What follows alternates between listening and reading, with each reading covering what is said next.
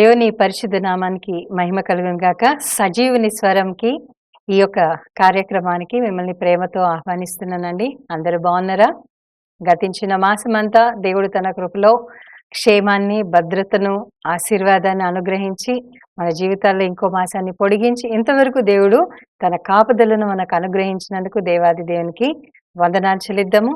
చిన్న ప్రార్థనతోటి మనము వాక్యాన్ని ధ్యానిద్దాం. పరిశుద్ధుడా గొప్ప దేవ, మరి యొక్క సజీవుని స్వరం ద్వారా నువ్వు మాట్లాడుతున్న ప్రతి మాటను బట్టి వందనాలు చెల్లిస్తూ, నీ కృపలో ప్రతినిత్యము నీ బిడ్డల్ని ప్రేమిస్తూ నడిపిస్తూ దీవించడానికి సంసిద్ధము కలిగి నిత్యము మమ్మల్ని నడిపిస్తున్నటువంటి విధానాన్ని బట్టి వందనాలు చెల్లిస్తూ, ప్రభా మరి ఈరోజు మేము ధ్యానించిన ఏంటుండగా మా ధ్యానాన్ని నువ్వు దీవించి హృదయాలను అంతరింద్రియాలను పరిశీలించేవాడు కనుక మరి మాకు ఏది అనుకూలమైందో ఆ వాక్కు ద్వారా మాట్లాడి మమ్మల్ని బలపరిచి స్థిరపరిచి నీ రాకడకు సిద్ధపరిచి దీవించి ఆశీర్వదించమని నజరేయుడైన యేసుక్రీస్తు పరిశుద్ధ నామమున ప్రార్థన చేసి వేడుచున్నాను నా ప్రియ పరలోకపు తండ్రి, ఆమేన్. ఈరోజు ధ్యానాంశము చాలా మందికి ఈ లోకంలో రెండు విషయాలను బట్టి ఈరోజు బాధపడుతున్నటువంటి వారిని మనం చూస్తూ ఉంటాము. మొదటిదేమో ఫైనాన్షియల్ ప్రాబ్లమ్స్, రెండోదేమో స్వస్థత కావాలని ఎదురు చూస్తూ ఉంటారు కదా. మరి ఈ స్వస్థత అనేది మన జీవితంలో లేకపోవడానికి ముఖ్య కారణం ఏంటి అంటే, మనం క్రమము తప్పి ప్రవర్తించడము, క్రమము తప్పి తినడము, క్రమము తప్పి మరి తీసుకోవాల్సినటువంటి జాగ్రత్తలు తీసుకోకుండా అజాగ్రత్తగా దేవుడు మనకిచ్చినటువంటి ఆరోగ్యాన్ని పాడు చేసుకుంటున్నటువంటి సందర్భాలు ఈరోజు ఎన్నో చూస్తున్నాం కదా. కాబట్టి ఇటువంటి స్వస్థతను కోరుతున్నటువంటి వారి నిమిత్తము ఈరోజు దేవుడు ఏం మాట్లాడనై ఉంటున్నాడో చూసుకుందాం. యెషయా 53వ అధ్యాయము 4వ వచనం నుంచి చూసుకుందాము. నిశ్చయముగా అతడు మన రోగములను భరించెను, మన వ్యసనములను వహించెను, అయినను మొత్తపడిన వాడిగాను, దేవుని వలన బాధింపబడిన వానిగాను, శ్రమ నొందిన వానిగాను మనం అతనిని ఎంచితిమి. మన అతిక్రమ క్రియలను బట్టి ఆయన గాయపరచబడెను, మన దోషములను బట్టి నలుగగొట్టబడెను, మన సమాధానార్థమైన శిక్ష అతని మీద పడెను, అతడు పొందిన దెబ్బల చేత మనకు స్వస్థత కలుగుచున్నది. అంటే ఇక్కడ మనము చేసుకున్నటువంటి శిక్ష, అంటే మనము ఎన్నోసార్లు నిర్లక్ష్యంగా ప్రవర్తిస్తుంటాం ఆహార విషయంలో. ఫర్ ఎగ్జాంపుల్, ఈరోజు అందరూ ఎక్సర్సైజ్ తక్కువైపోయి కూర్చున్న దగ్గర పనులు చేయడము, మరి కదలకుండా ఉండడము, ఒకటే స్థలంలో కూర్చోవడము, వీటిని బట్టి కొన్ని అనారోగ్య పరిస్థితులు, కొంత స్ట్రెస్ ఇట్లాంటివి వస్తూ ఉన్నాయి. సహజమే, మనం చేస్తున్నటువంటి వృత్తి ఉద్యోగాలు అట్లాంటివి. కానీ మనము తీసుకోవాల్సినటువంటి కనీస జాగ్రత్తలు కూడా తీసుకోకుండా ఎన్నోసార్లు మనల్ని మనము, నిన్ను వలె నీ పొరుగువాడిని ప్రేమించు అని దేవుడు ఎందుకు చెప్పాడంటే, మొదటిగా నిన్ను నువ్వు ప్రేమించుకోగలిగితే నీ పక్కనోడిని ప్రేమించగలవు. మనల్ని మనం ప్రేమించుకుంటే మన ఆరోగ్య విషయంలోనూ, మన ఆలోచన విషయంలోనూ, మన ఆధ్యాత్మిక విషయంలోనూ, అన్ని విషయాల్లోనూ జాగ్రత్తగా ఉంటాం కదా. మరి ఆరోగ్య విషయంలోనూ మిగతా వాటిల్లో ఉండే ఆరోగ్యాన్ని నిర్లక్ష్యం చేసుకుంటే అది దేవుడు నిన్ను ప్రేమించి మంచి ఆరోగ్యాన్ని ఇచ్చాడు, దాన్ని కాపాడుకోవాలి. అంతం వరకు మీకు ఇచ్చిన దాన్ని జాగ్రత్తగా కాపాడుకోమని వాక్యంలో చెప్తున్నాడు. అది జీవకిరీటమైన, విశ్వాసమైన, ఆరోగ్యమైన, ఆయుష్ అయినా ఏదైనా. మరి దేవుడు ఇక్కడ మాట్లాడుతున్నాడు కనుక ఇక్కడ ఏమంటున్నాడు అంటే, ఆయనంట మనము చేసినటువంటి అతిక్రమ క్రియలను బట్టి ఆయన గాయపరచబడ్డాడు. ఆయనకి ఏం అవసరం అండి మన విషయంలో గాయపరచబడ్డానికి కదా. ఆలోచించి చూసినట్లయితే ఆయనకు అవసరం లేదు. దేవుడు తన మహిమను తగ్గించుకొని ఈ భూమి మీదకి వచ్చి మనల్ని ప్రేమించి మన కొరకు ప్రాణం పెట్టడానికి ఆయనకి ఏం అవసరం? దేవుడిలాగా ఉండి ఆజ్ఞాపించవచ్చు కదా, దేవుడిలాగా ఉండి సమస్తంను హ్యాండిల్ చేయొచ్చు కదా. మనని ఎంతగా ప్రేమించాడంటే, మన యొక్క మానవుని స్వరూపాన్ని తీసుకొని మానవుడిగా, మనం అంటాం కదా, నా ప్లేస్లో ఉంటే నీకు అర్థమవుతుంది, నా పరిస్థితి వేరు అని ఎవరికి వాళ్ళు వాళ్ళ పరిస్థితిని బట్టి జాలి పడుతూ ఉంటారు. కానీ ఆ జాలి పడేటటువంటి పరిస్థితుల్లో మీరు ఎటువంటి పరిస్థితుల్లో ఉన్నా మీరు వీటిని జయించగలరు అని చెప్పడమే ఆ దేవుడి యొక్క లక్ష్యం. చాలా మంది అనుకుంటూ ఉంటాము, నేను కాబట్టి భరిస్తున్నా, నేను కాబట్టి ఉంటున్నా. నువ్వు భరించే శక్తిని ఇచ్చేది కూడా ఆ దేవుడే, మర్చిపోకు. నీకు నువ్వు గొప్ప చేసుకోకు. ప్రతి విషయంలో ఆ దేవుడికి మహిమనిచ్చినట్లయితే అప్పుడు ఆ దేవుడు నీ యందు సంతృప్తి చెంది సంతోషపడతాడు. ఇక్కడ 4వ వచనంలో ఎందుకంటున్నాడంటే, నిశ్చయంగా అతడు మన రోగములను భరించును. నువ్వు ఒక్కదానివే భరించట్లేదు నీ రోగాన్ని, నీతో పాటు ఆయన కూడా ఆ బాధను అనుభవిస్తున్నాడు. ఎందుకంటే ఆయనని వేరు చేసుకొని నువ్వు ఆలోచిస్తావేమో కానీ, నీ పరిస్థితి ఆలోచిస్తుందేమో కానీ, నిన్ను వేరు చేసుకుని ఆ దేవుడు ఎప్పుడూ ఆలోచించాడు నా ప్రియ సహోదరి సహోదరుడా. నేను పక్కన పెట్టి ఆయన ఏ విషయంలోనూ ఆలోచించడు. నువ్వు అనుకుంటుండొచ్చు, పక్కనోళ్ళు బాగున్నారు, మరి వీళ్ళందరూ బాగున్నారు, నా ఒక్కడి పరిస్థితి ఎందుకు, నా ఒక్కదానికే ఎందుకు ఇట్లా అనుకుంటున్నావేమో. కానీ నిన్ను ప్రేమిస్తున్నటువంటి దేవుడు, నీ ఇంటోళ్ళు వదిలిపెట్టినా, నిన్ను ప్రేమించే వాళ్ళ వదిలిపెట్టినా, పట్టించుకోకపోయినా, నిత్యము అనుక్షణము నీకోసం ప్రాణం పెట్టి ఎదురు చూస్తూ ఉంటాడు. నువ్వు బాధపడుతున్నావా, నీ పక్కనే ఉంటాడు. మన యూట్యూబ్లో కొన్ని క్లిప్పింగ్స్ వస్తూ ఉంటాయి కదా, యేసుప్రభు ఎక్కడికి వెళ్తే అక్కడ వెళ్ళడము, ఎక్కడ ఏడుస్తుంటే పక్కన ఉండడము, మరి పని చేస్తుంటే పక్కన ఉండడము, అన్ని క్లిప్పింగ్స్ వస్తూ ఉంటాయి కదా. అది నిజమే. ఖచ్చితంగా ఆ దేవుడు మన నీడలాగా మన వెంటే ఉంటాడు. నిశ్చయముగా అతడు మన రోగములను భరించను, మన వ్యసనములను వహించను. వ్యసనం అంటే ఏంటి? ఒక అలవాటు. ఒక ఒక కొన్నిసార్లు దాన్ని ఆలోచించి చూసినట్లయితే వ్యసనాలు నానా రకాలుగా ఉంటాయి. కొంతమందికి మాట్లాడే వ్యసనం, కొంతమందికి అతిగా ఆలోచించే వ్యసనం, కొంతమందికి పక్కనోళ్ళని చూసి ఏడ్చే వ్యసనాలు, ఇట్లాంటివి చాలా ఉంటాయి. కొంతమందికి అంటే దీంట్లో చెప్పచ్చో చెప్పకూడదో తెలియదు కానీ, కొంతమంది తాగుడు అలవాట్లు, కొంతమందికి తప్పుడు పనులు చేసేటటువంటి అలవాట్లు, ఇవన్నీ వ్యసనాలు. సో ఇటువంటి వ్యసనాలు ఉన్నటువంటి నిన్ను నన్ను కూడా దేవుడు ఏం చేస్తున్నాడంటే ప్రేమిస్తున్నాడు, వహిస్తున్నాడు. అంటే మన పక్షాన వాటన్నిటినీ భరిస్తున్నాడు అంట. ఒకవేళ నువ్వు ఈ వ్యసనాలతో ఉన్నావా, ఒకవేళ నిన్ను నువ్వు మరి కంట్రోల్ చేసుకోలేకపోతున్నావా, ఓవర్కమ్ కాలేకపోతున్నావా, వాటిని బట్టి దేవుడు నీతోటే మాట్లాడుతున్నాడు. నీ వల్ల, నీ విషయంలో, నీ పక్షాన ఆయన రోగాన్ని భరిస్తూ, నీ వ్యసనాలను కూడా వహిస్తూ, ఇక్కడ ఏమంటున్నాడు ఇంకా, అయినను మొత్తబడిన వానిగాను, దేవుని వలన బాధింపబడిన వానిగాను, శ్రమ నొందిన వానిగాను మనం అతనిని ఎంచితిమి. ఆయనకేం పనిపాట లేకొచ్చి ప్రాణం పెట్టాడు, నేను పెట్టమన్నానా అన్నట్టుగా మన యొక్క ప్రవర్తన ఉంటుంది. మనము ఇంకనూ పాపులమై ఉండగా ఆయన మనల్ని ప్రేమించాడు. నువ్వు ఎట్లా ఉన్నా కూడా ఆయన ప్రేమ మనం చనిపోయేంత వరకు సేమ్ ప్రేమతోటి ఆయన మనల్ని ప్రేమిస్తాడు. కానీ నువ్వు ఆ ప్రేమను విలువ కడుతున్నావా? ఒకవేళ నువ్వు విలువ కట్టకపోతే ఖచ్చితంగా నువ్వు దానికి మరి ఆ యొక్క బాధను అనుభవించాల్సినటువంటి పరిస్థితి ఉంటుంది. నా ప్రియ సహోదరి సహోదరుడా, ఎన్ని సంవత్సరాల నుంచి నాకు స్వస్థత రావట్లేదు, ఇన్ని సంవత్సరాల నుంచి నేను బాధపడుతున్నానే, ప్రభువా అంటున్నానే, దేవుడికి కనికరం ఎందుకు కలగట్లేదు నా విషయంలో అని చెప్పి ఒకవేళ నువ్వు బాధపడుతున్నావేమో. నువ్వు మారాల్సినటువంటి కొన్ని విషయాలు నీ జీవితంలో ఇంకా నీకు తెలియకుండా ఉన్నాయేమో. కనుక ఆ దేవుణ్ణి ఈరోజే అడుగు, అయ్యా నా నిమిత్తం నువ్వు చనిపోయావు, నా నిమిత్తం నీ ప్రాణం పెట్టావు, ఇవన్నీ నాకు తెలుసు, కానీ నేను ఎక్కడ మార్పు చెందాలి అనే విషయాన్ని నువ్వు ఒక్కసారి అడిగి చూడు, దేవుడు నీకు బయలుపరుస్తాడు. కనుక మన వ్యసనాలను వహించి ఆయన మొత్తబడిన వాడిగాను, దేవుడి చేత బాధింపబడిన వాడిగాను ఉన్నాడు అని మనం అనుకుంటున్నాం. కానీ నీ కొరకు ఆ త్యాగాన్ని చేశాడు అని చెప్పి ఒక్కసారి కనుక నువ్వు నిజంగా ఆ యొక్క ప్రేమను, ఆ యొక్క త్యాగాన్ని గుర్తుపడితే మరి నీ యొక్క పరిస్థితి అంతటిని మార్చుకోవడానికి దేవుడు శక్తిమంతుడు. నిన్ను నువ్వు మార్చుకోవడానికి దేవుడు ఆ శక్తిని ఇస్తాడు. కనుక నిర్లక్ష్య స్వభావంతో కంటిన్యూగా అదే బాధలో ఉండి, అదే వేదనలో ఉండి, ఇంకా కూడా స్వస్థత కావాలి కావాలి కావాలి కావాలి అనుకుంటే సరిపోదు. కానీ ప్రతి యాక్షన్కి ఆపోజిట్ అండ్ ఈక్వల్ రియాక్షన్ ఉండాలి కదా. ఎవ్రీ యాక్షన్కి ఆపోజిట్ అండ్ ఈక్వల్ రియాక్షన్ అనేది ఖచ్చితంగా అవసరం.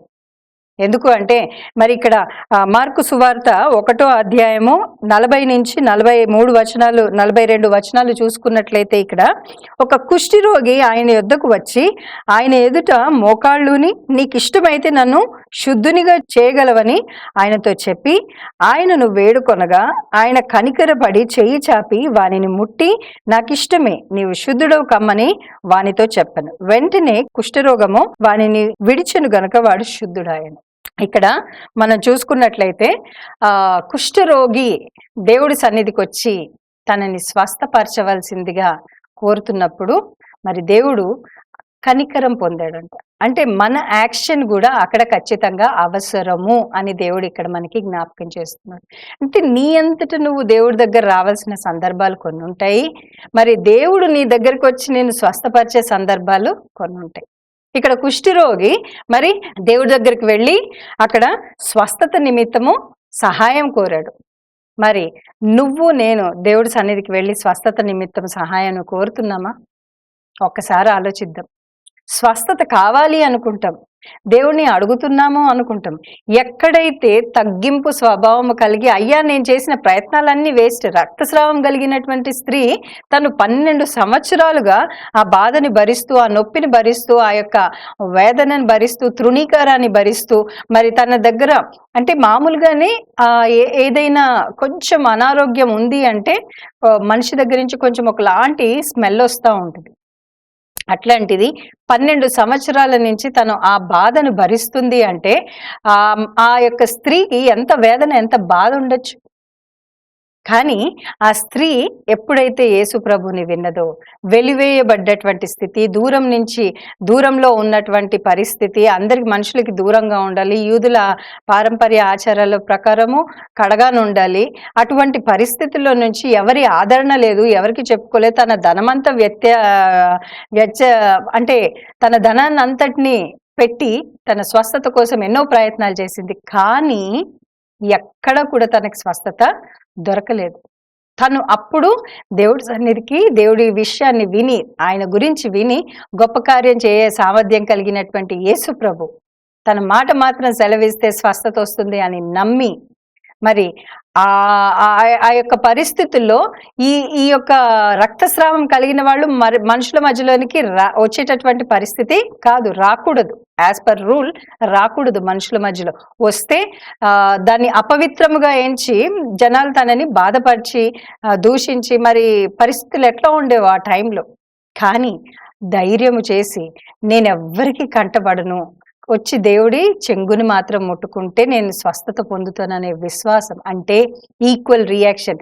దేవుడు స్వస్థత పడగోరుతున్నావా అని ఎందుకు అడుగుతాడు అంటే ఆయన మన అంగీకారాన్ని అడుగుతుంటాడు. ప్రతి విషయంలోనూ మన సహకారము, మన అంగీకారము దేవుడికి ఎంతైనా అవసరం. కాబట్టి అక్కడ మన అంగీకారాన్ని అడిగి దేవుడు మనకి స్వస్థతని ఇస్తాడు. ఇక్కడ రక్తస్రావం కలిగినటువంటి స్త్రీ వెళ్ళి తన వస్త్రపు చెంగు తన విశ్వాసము ద్వారా పట్టుకుంటే స్వస్థత ఏ రీతిగా వచ్చిందో, నువ్వు ఏ టైంకి అడిగినా, ఏ పరిస్థితుల్లో అడిగినా దేవుడు సంసిద్ధుడుగా ఉంటాడు. నా ప్రియ సహోదరి సహోదరుడా, నిన్ను స్వస్థపరచు యెహోవా నేనే అంటున్నాడు. ఆయన నిన్ను స్వస్థత పరచడానికి ఎంతగానో సిద్ధంగా ఉన్నాడు. అంగీకరించడానికి నువ్వు సిద్ధంగా ఉన్నావా?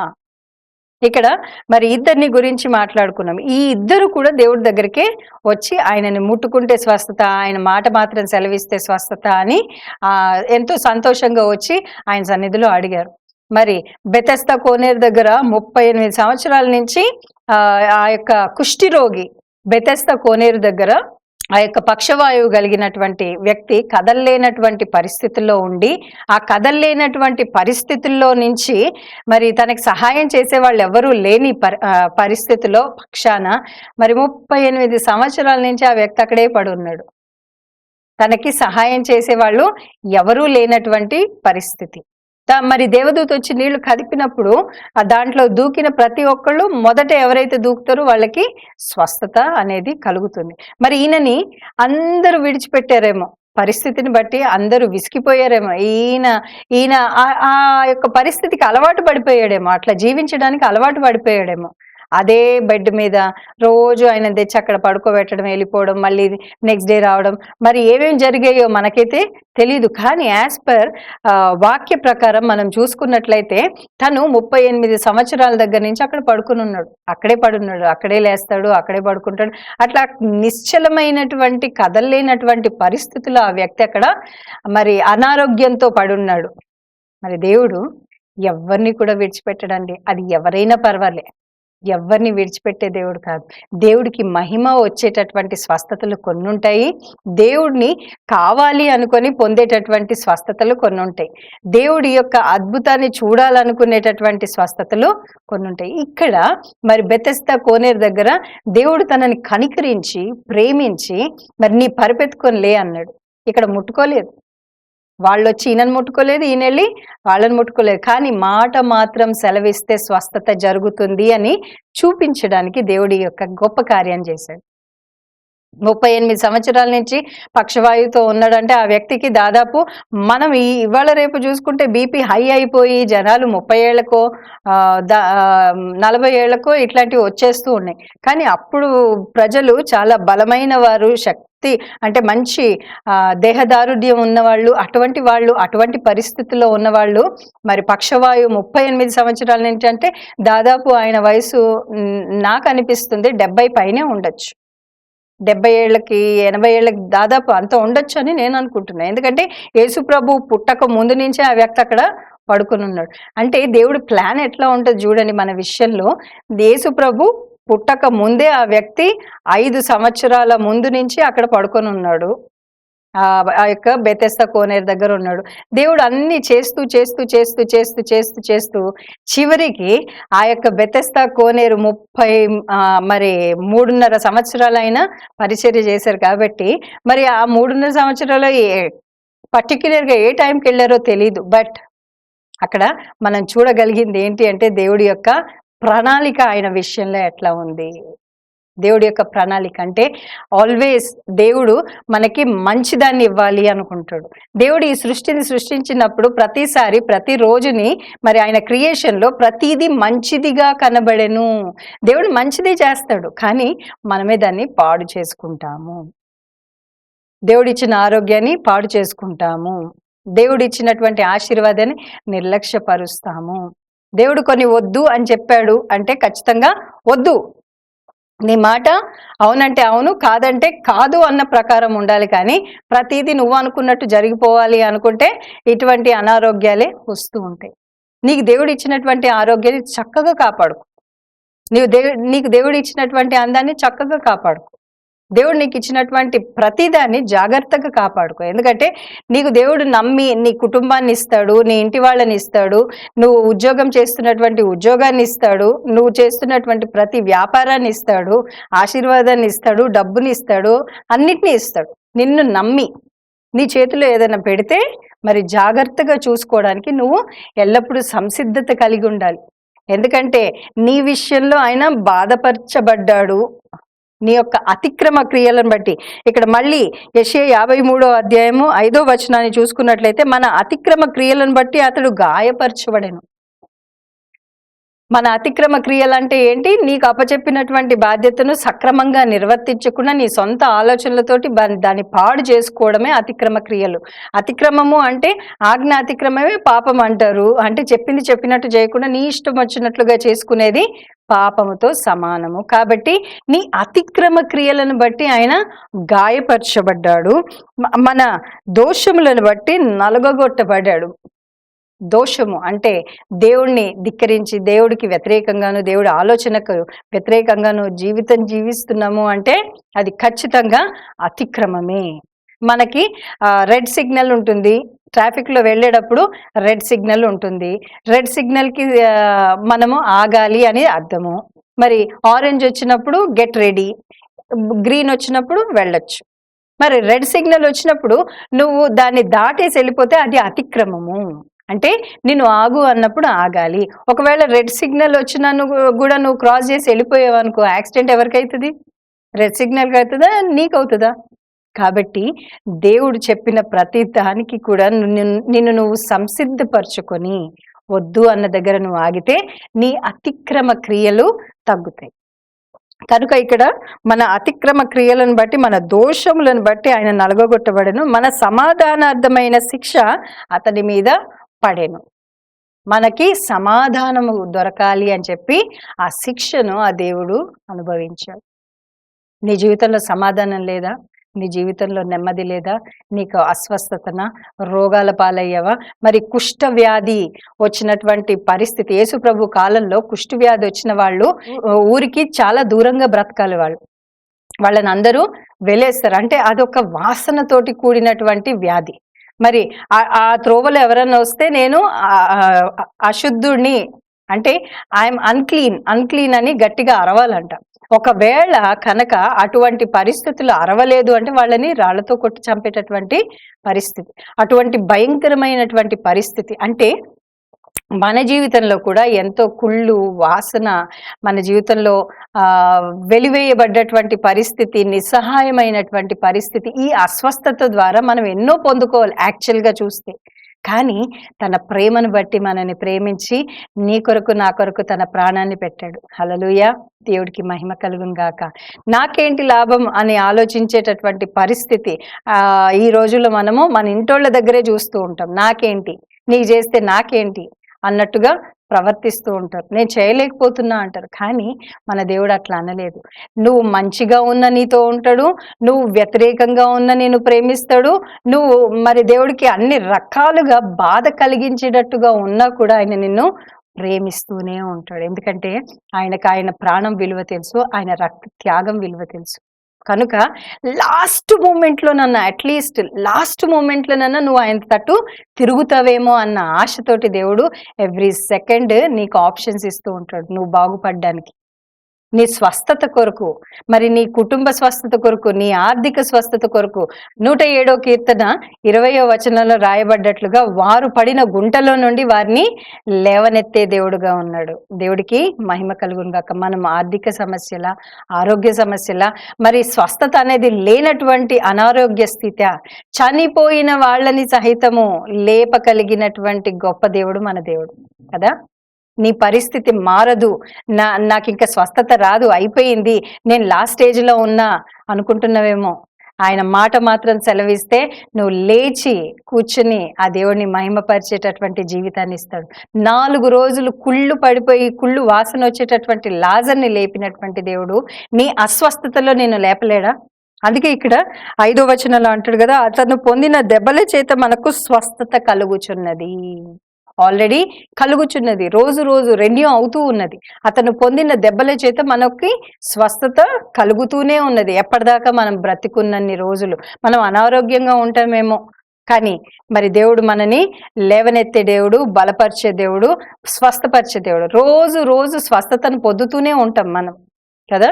కొన్నిసార్లు బలహీనంగా అనిపిస్తుంది, కానీ ఎప్పుడైతే ప్రభువా నన్ను బలపరచు, ఐ నీడ్ స్ట్రెంగ్త్ అన్నప్పుడు వెంటనే ఎక్కడ లేని బలం. కొన్నిసార్లు సేవకులమైనటువంటి మాకు హెక్టిక్ ఉండి కొన్నిసార్లు బలహీనంగా అనిపిస్తుంది, అబ్బా అనిపిస్తుంది. కానీ దేవుడు తన శక్తి చేత మమ్మల్ని నింపి పరిగెత్తడానికి కృపను అనుగ్రహిస్తూ ఉంటాడు. దేవుడికి మహిమ కలుగును గాక.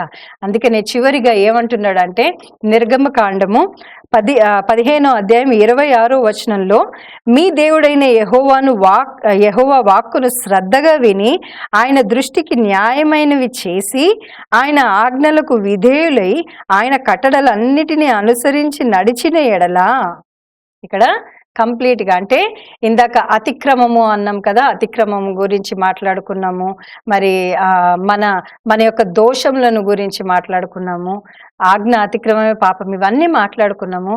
మనం వెళ్ళాల్సినటువంటి స్వస్థత, మనం పొందాల్సిన స్వస్థత, దేవుడు తన మహిమ కొరకు ఇచ్చే స్వస్థతలు గురించి మాట్లాడుకున్నాం. చివరిగా దేవుడు ఏమంటున్నాడంటే ఇక్కడ, ఆయన దృష్టికి న్యాయమైనది చేసి ఆయన ఆజ్ఞలకు విధేయులై ఆయన కట్టడలన్నిటినీ అనుసరించి నడిచిన ఎడల, ఏవైతే రూల్స్ నువ్వు పాటించాలో ఖచ్చితంగా దేవుడు చెప్పింది ఈ లోకంలో మనకి ఆరోగ్యవంతంగా ఉండేటటువంటి ఆశీర్వాదాలు ఏవైతే ఉన్నాయో వాటి నిమిత్తము మనం ఎప్పుడైతే దేవుడి చిత్తాన్ని నెరవేర్చడానికి సిద్ధంగా ఉంటామో, ఇక్కడ ఏమంటున్నాడు, కట్టడలను అనుసరించి నడిచిన ఎడల నేను ఐగుప్తీయులకు కలగజేసిన రోగములో ఏది నీకు రానివ్వను.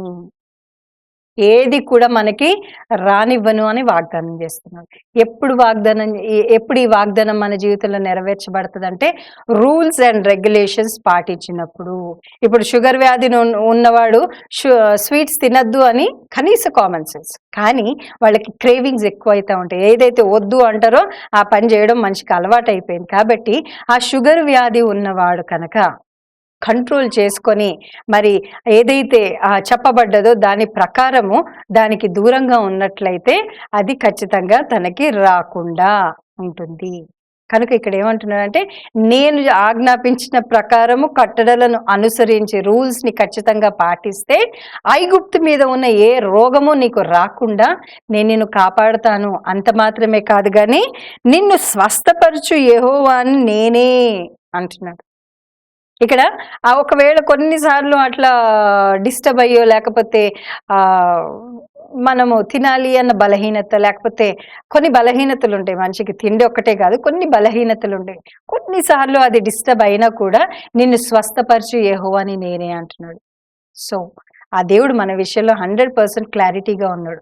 మన విశ్వాస విషయంలో మనం కూడా 100% క్లారిటీగా ఉండి దేవుడిని ఇంకా ఇంకా ఇంకా బాధపరిచి మనము బలహీనపడి మనము శ్రమల పాలవ్వడము, మనము అనారోగ్య పాలవ్వడము దేవుడికి ఎంత మాత్రము ఇష్టం లేదు. కాబట్టి దేవుడు మనకి కొన్ని విషయాలను ఈరోజు బోధించాడు.